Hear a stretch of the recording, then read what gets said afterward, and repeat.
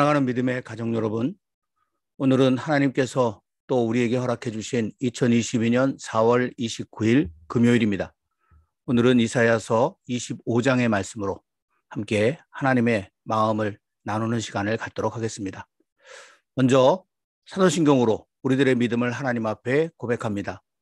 전능하사 천지를 만드신 하나님 아버지를 내가 믿사오며 그 외아들 우리 주 예수 그리스도를 믿사오니 이는 성령으로 잉태하사 동정녀 마리아에게 나시고 본디오 빌라도에게 고난을 받으사 십자가에 못 박혀 죽으시고 장사한 지 사흘 만에 죽은 자 가운데서 다시 살아나시며 하늘에 오르사 전능하신 하나님 우편에 앉아 계시다가 저리로서 산자와 죽은 자를 심판하러 오시리라.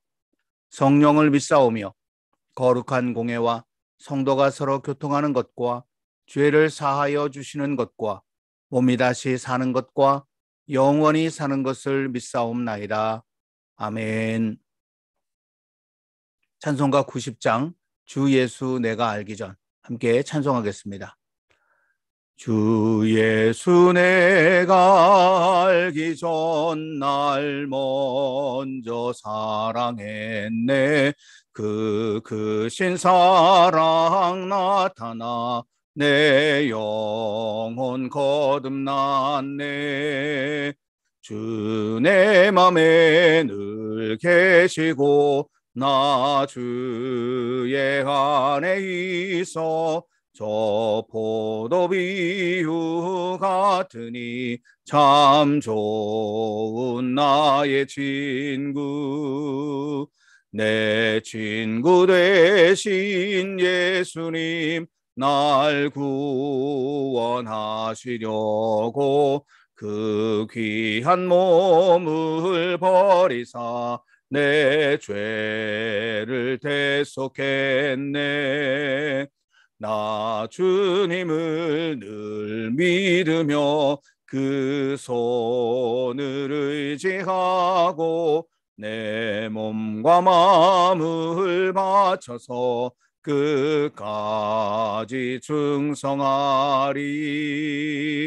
내 진실하신 친구여 그 은혜 내려주사 날 항상 보호하시고 내 방패 되옵소서. 그 풍성한 참 사랑을 네 능히 끊을 소냐. 날 구원하신 예수는 참 좋은 나의 친구. 아멘. 이사야 25장 1절부터 12절까지 말씀을 오늘도 다 같이 한 마음으로 받들어 읽도록 하겠습니다.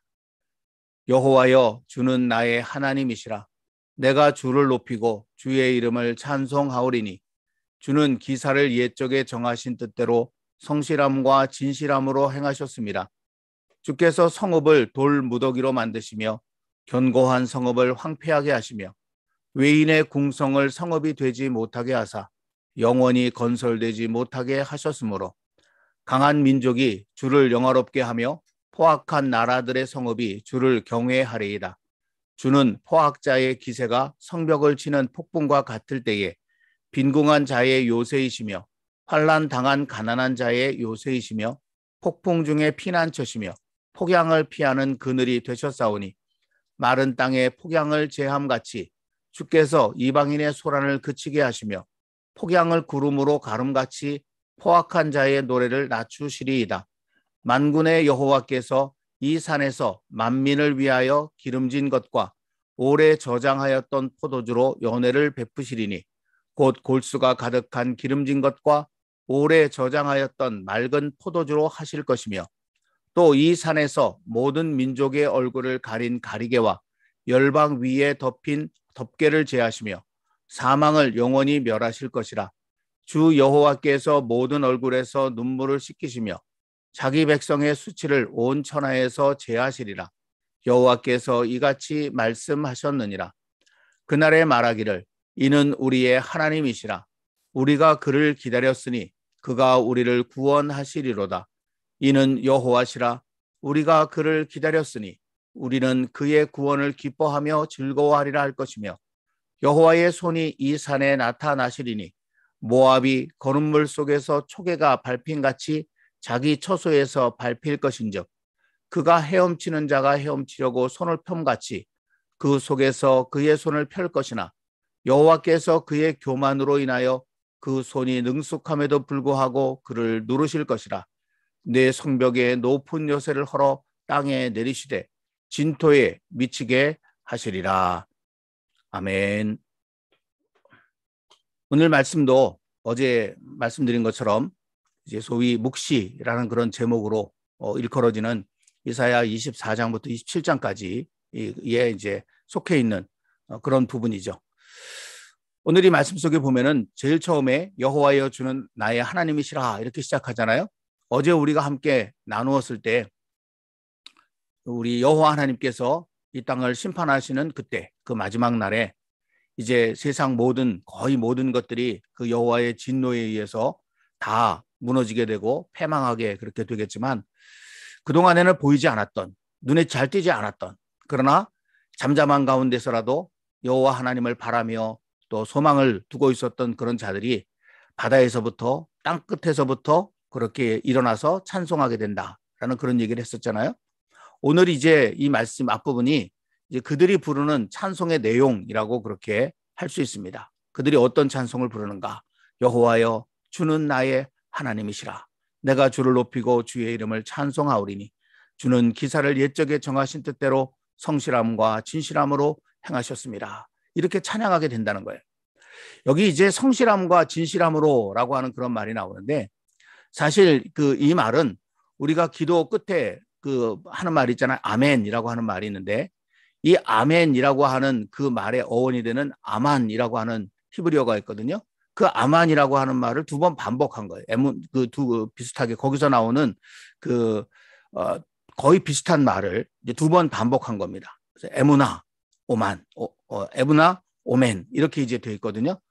이게 그래서 성실함과 진실함이라고 하는 이 말은 그 견고하다 또는 뭐 확실하다 뭐 이런 의미를 가지고 있는 그런 말이라고 하는데 그걸 두 번 반복함으로써 너무너무 하나님의 뜻, 하나님의 마음, 하나님의 하시고자 하시는 일들 그런 일들이 견고하고 반드시 이루어진다. 확실하다라는 그런 의미를 가지고 있는데 그들이 드디어 일어나서 부르는 찬양이 뭐냐면 여호와 하나님 주는 이 세상 모든 것들을 다스리시는 하나님이신데 옛적에 말씀하신 그대로 드디어 이렇게 확실하게 이루어 주셨습니다. 그런 자신들의 마음속에 가지고 있었던 믿음과 소망이 이제 현실이 되어 일어나는 그런 모습을 노래하는 그런 내용이 이 성실함과 진실함으로 행하셨다라는 이 말 속에 담겨져 있는 그런 의미라고 할 수 있습니다. 이제 그렇게 일어나는 날 어제도 이제 우리가 잠깐 보았습니다만은 하나님을 이제 무시하고 자기 멋대로 삶을 살아가던 이 땅에 그런 많은 존재들이 있잖아요. 자신들의 힘만 의지하고 또 자신들이 가지고 있는 재물만 의지하고 그렇게 이제 살아가는 그런 사람들을 여기 성읍이라고 하는 그런 표현으로 이야기하면서 이 세상에 자신들이 가지고 있는 지혜로 힘으로 그리고 돈으로 어마어마한 그런 이제 어떤 성벽과 성읍을 쌓아놓고 떵떵거리면서 이제 우리는 안전하다 이렇게 이제 삶을 살아가는 그런 모습을 표현하기 위해서 성읍이라고 하는 이런 비유를 쓴 거거든요. 그래서 이제 두 도시 이야기, 두 성읍 이야기, 이 땅의 성읍과 하나님께서 이루실 영원한 성읍 이게 이제 비교돼서 나오고 있는 것을 우리가 말씀을 통해서 지금 계속해서 보고 있는데 어쨌든 그 성읍 이 땅에 그렇게 이제 사람들의 힘으로 쌓아놓은 모든 성읍들은 다 무너지게 된다라고 하는 그런 얘기가 나오죠.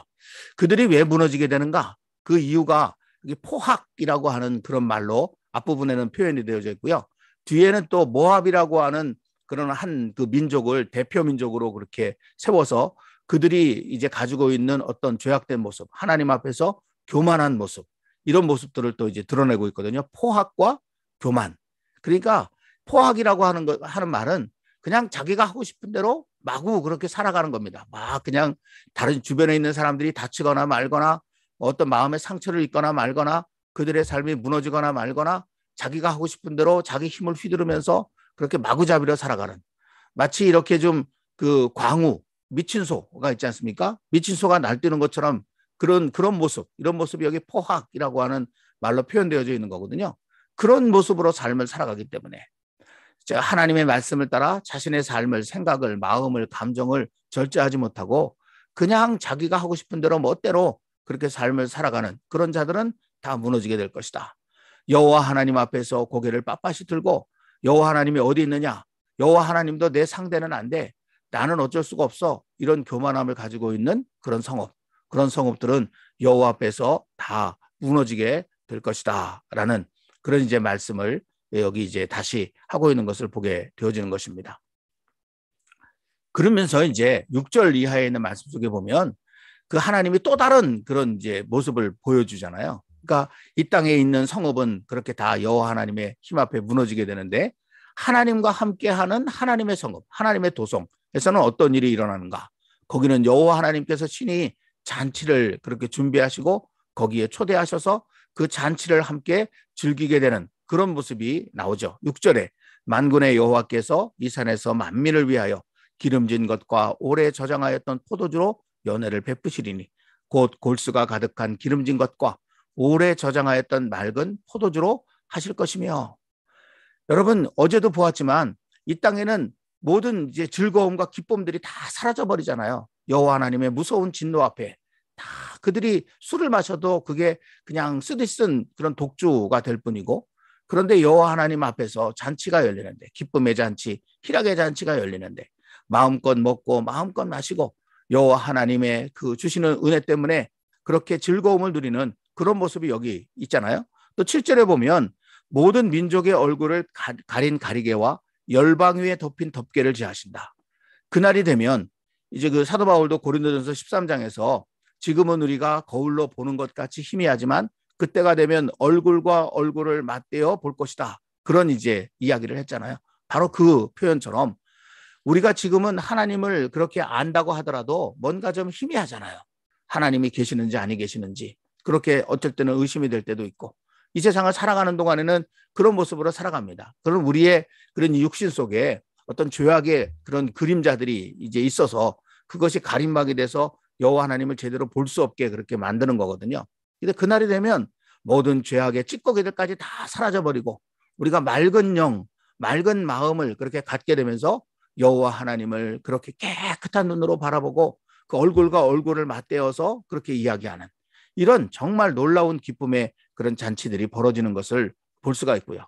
그 나라는 8절에 있는 것처럼 사망을 영원히 멸하시기 때문에 사망도 없고, 모든 눈에서 눈물을 씻겨주시기 때문에 눈물도 없고, 또 수치를 온천에서 제해버렸기 때문에 부끄러움도 없고, 이 요한계시록 21장에 기록되어 있는 것처럼 그렇게 새하늘과 새 땅이 이루어지는, 모든 눈에서 눈물이 씻겨지고 또 사망도 곡하는 것도 아픈 것도 다시 있지 않은 이런 정말 아름답고 영광스럽고 생명 가득하고 기쁨 가득한 그런 삶이 하나님 앞에서 펼쳐지는 그런 모습이 여기 기록되어져 있죠. 그러니까 앞부분에 우리가 읽었던 5절까지의 이 땅의 성읍과 여기 6절, 7절, 8절에 기록되어져 있는 하나님의 성읍, 이것이 얼마나 대조적으로 나타나는가, 이걸 우리가 볼 수가 있죠. 이런 대조를 어제도 강조해서 말씀드렸습니다만 보라, 볼 수 있어야 된다는 거죠. 볼 수 있어야 된다. 그러면 보는 사람은, 그걸 볼 수 있는 사람은 어떤 모습으로 살아가는가? 9절 말씀 속에 보면은요, 그날에 말하기를 이는 우리의 하나님이시라. 우리가 그를 기다렸으니 그가 우리를 구원하시리로다. 이는 여호와시라. 우리가 그를 기다렸으니 우리는 그의 구원을 기뻐하며 즐거워하리라 할 것이며. 여기 우리가 그를 기다렸으니 라는 말이 2번 반복해서 나오는 것을 볼 수 있잖아요. 기다릴 줄 아는 사람, 그걸 확실하게 보는 사람은 지금이 아무리 힘들고 어렵다고 하더라도 기다린다라는 것입니다. 마침내 새벽이 온다는 것을 확신하는 사람은 깊은 어둠이 드리운 그 자리에서도 그 새벽을 기다릴 수 있는 그런 마음을 갖게 되거든요. 이 기다림, 이것이 굉장히 중요하죠. 이 땅에 살아가는 우리의 믿음의 요소 가운데 여러 가지 많은 것들이 있지만 가장 중요한 요소 한 가지만 꼽으라면 그게 바로 기다림입니다. 믿음이 있는 사람은 기다린다라는 것이죠. 그래서 그걸 확실히 볼 수 있는 사람. 그래서 여기 이사야가 이 묵시를 전하는 이유가 뭐냐면 이 땅의 성읍은 우리 눈앞에 지금 펼쳐지고 있는 성읍인데 그 성읍과 하나님이 이루실 그 성읍을 확실하게 비교해 주면서 그 성읍이 반드시 이루어지게 될 테니 이 믿음과 소망을 가지고 기다려라 라는 거거든요. 그런 메시지를 전하고 싶은 거죠. 그래서 여기 기다림이라고 하는 이런 모습이 여기 이제 나타나는 것을 우리가 볼 수가 있습니다. 근데 10절, 11절 말씀 속에 보면, 또 12절까지 말씀 속에 보면 갑자기 여기 이제 모압이라고 하는 그런 족속이 또 뜬금없이 등장하는 것처럼 보여요. 근데 이거는 묵시의 어떤 하나의 특징이 있는데, 그게 뭐냐면 이 땅에 있는 어떤 단어를 가지고 하나님의 뜻을 그렇게 나타내는 그런 경우들이 굉장히 많습니다. 그럼 여기 모압이라고 하는 이 족속을 끄집어낸 이유가 뭐냐면, 모압의 중요한 그런 성읍들 가운데 만멘이라고 하는 그런 성읍이 있습니다. 예레미야 48장에 가면 만멘이라고 하는 성읍이 있는데, 이 만멘이라고 하는 이 성읍이 어떤 그 의미를 가지고 좀 안 좋은 그런 의미를 가지고 있어요. 그 똥걸음이라고 하는 그런 의미를 가지고 있는 그런 이제 말이거든요. 그러니까 바로 이 만멘이라고 하는 모압의 성읍 때문에 지금 이 이야기를 끄집어낸 거예요. 묵시 속에서.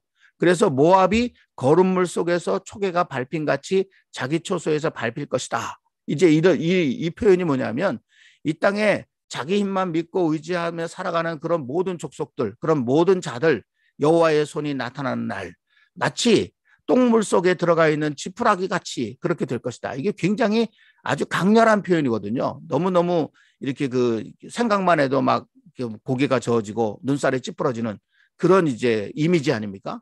그런 어떤 이미지를 우리에게 전달해 주기 위해서 이제 이 표현을 쓰고 있는 거거든요. 이 만맨이라고 하는 이 말 때문에.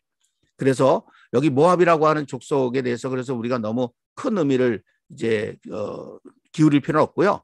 이 모압이라고 하는 족속이 무엇의 대표로 등장하는 것인가? 12절에 보면 내 성벽의 높은 요새라고 하는 말이 나오죠. 제가 그 PPT를 하나 이제 준비를 했는데, 모압의 유적 가운데 모압의 그 옛날 그 도성 길 하레셋이라고 하는 것이 모압의 중심 도성이었는데, 요즘에는 뭐 캐럿인가 카롯인가 이제 그렇게 부른다 그래요. 그 이제 도성의 유적이 남아 있거든요. 근데 요즘 오늘 PPT가 잘 안 돼서 잘 보이는지 모르겠습니다만은, 네, 화면에 잘 나오네요. 이게 지금 남아있는 그 모압의 도성이거든요. 그 당시 소위 수도라고 할 수 있는 가장 큰 성인 길하레셋에 세워져 있었던 아주 견고한 그런 도성인데, 여러분이 지금 보시는 것처럼 얼마나 높은 그런 산 위에 또 얼마나 높이 견고하게 강력하게 그렇게 세워져 있습니까? 그러니까 모압이라고 하는 족속이 이제 이런 것들을 믿고 사는 거예요. 자신들의 힘으로 세워놓은 것, 이런 것들을 믿고 사는 이 땅의 교만함의 대표적인 그런 모습으로 지금 여기 이제 등장하고 있는 것을 보게 되죠. 여호와 하나님의 손이 펼쳐지는 날, 이 세상에 자기 힘만 믿고 교만하게 살던 모든 자들은 마치 똥물 속에 그렇게 들어가는 지푸라기 신세처럼 될 것이다 라는 하나님의 그런 말씀이 마지막으로 또 강력하게 이렇게 이제 대비돼서 나타나고 있는 거죠.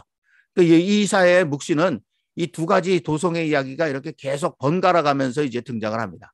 그래서 그것을 비교하라고, 우리 보고 비교해서 확실히 보고 확실히 알라고, 그리고 지금 우리 육신의 눈으로 볼 수 없다고 해서 아무것도 이루어지지 않는 것이 아니라 여호와 하나님은 반드시 자기 일을 행하시기 때문에, 앞에서 우리가 본 것처럼 이 아멘이라고 하는 말을 2번 반복하면서 반드시 이루어진다라고 그렇게 했잖아요.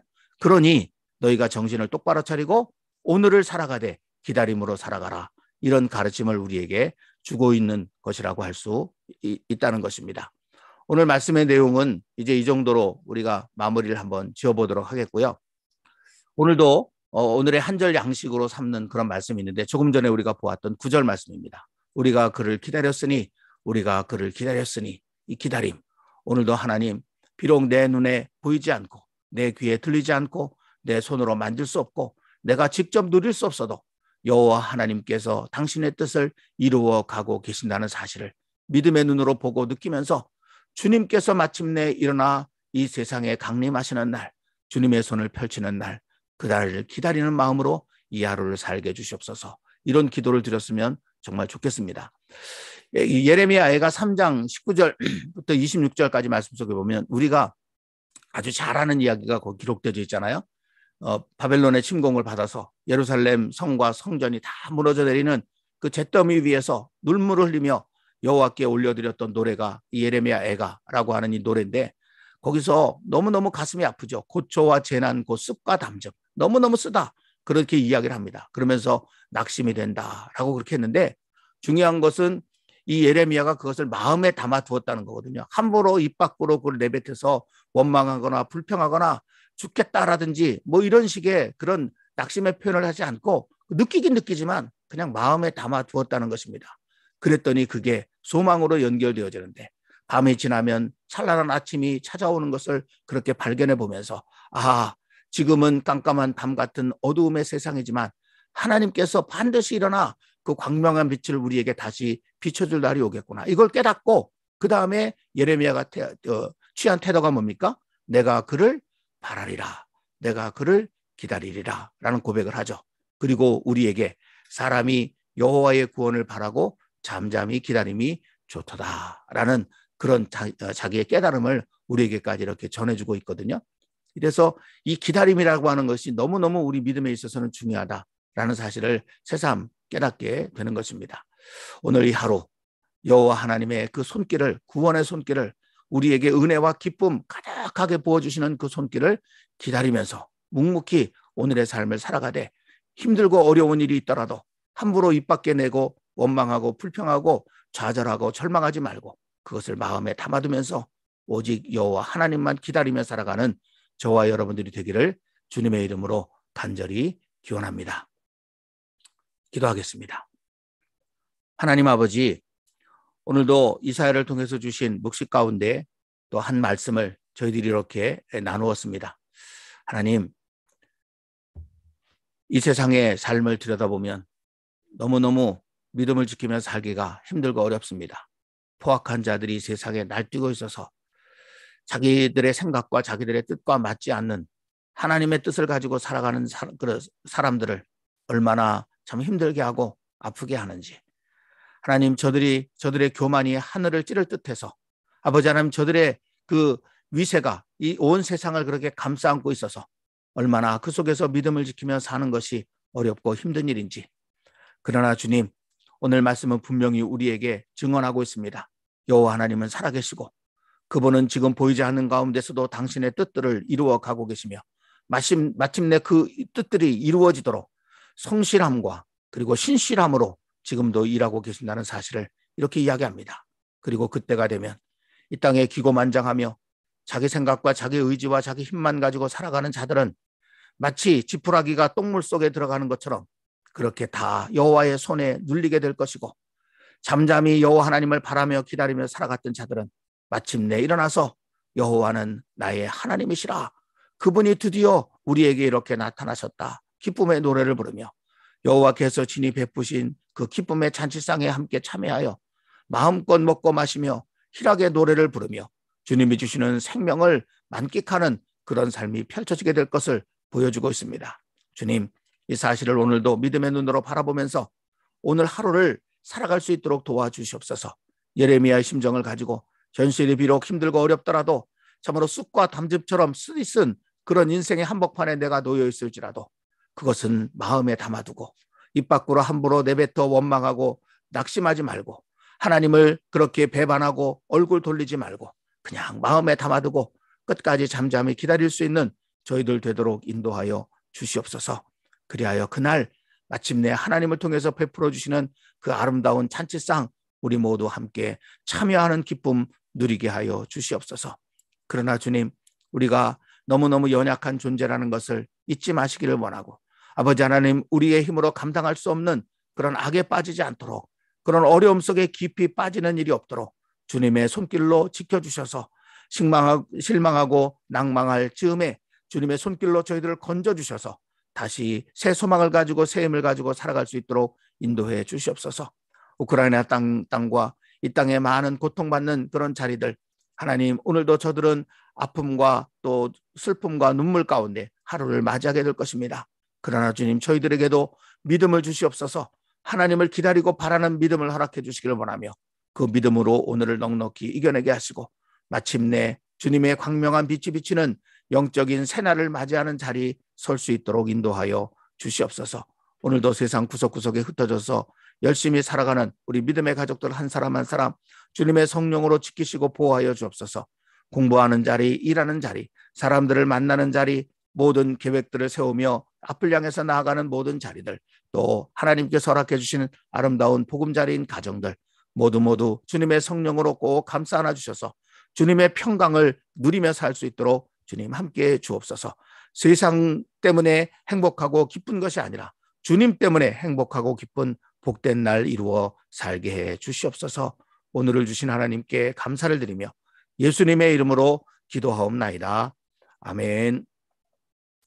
마드리드 한인 장로교회를 위한 주님의 기도 함께 기도하겠습니다.